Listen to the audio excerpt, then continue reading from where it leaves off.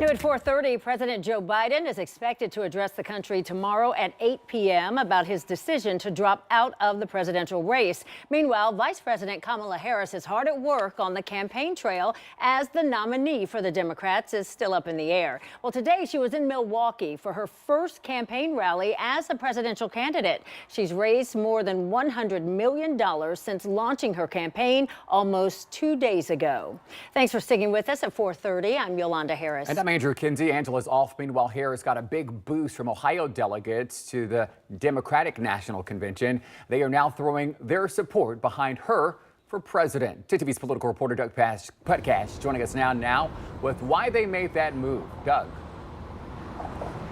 Well, Andrew, they say she's the ideal candidate who will make a great president, and it's time to unite as a party around her.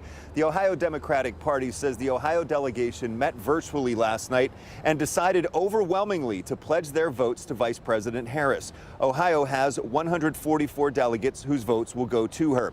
State Senator Bill DeMora of Columbus is the delegation and convention director for the Ohio Democratic Party. I mean, she's been vice president, she's been a senator, she's been a prosecutor, she's been an attorney general. I mean, she is, we've never, for the first political party, ever nominated an African-American female to be our nominee for president. I think she's already shown the excitement of younger voters, of African-American voters, to motivate them to get more involved and to turn out and vote.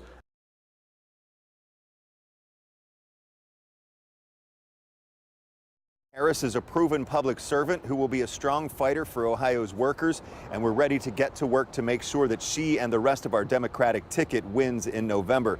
The Democratic National Convention starts on August 19th, but the National Democratic Party will still plan to hold its virtual roll call to nominate the presidential nominee before the convention, and it does appear that that will be Vice President Harris. Andrew? Hey, Doug, in a special session this summer, legislators and the governor passed a law to ensure that President Biden would be on the ballot here in Ohio. The big question now, does that still apply for Kamala Harris or whoever's the nominee? Well, Andrew, the answer is yes. That law moved the deadline here in Ohio to certify a presidential candidate from August 7th to September 1st, which would be after the Democratic convention. And that law does not specify that it has to be Biden. In fact, when you look at the language, it simply states that the law delays the deadline for a major political party to certify its presidential and vice presidential candidates to the Secretary of State's office. The Secretary of State's office confirmed to me this morning that it applies to whoever the Democrats nominate. Senator DeMora says Democratic voters should feel confident they'll have a presidential candidate on the Ohio ballot. I think if the Republicans try to find a loophole to keep the vice president off the ballot as our nominee for president, the voters will be heard.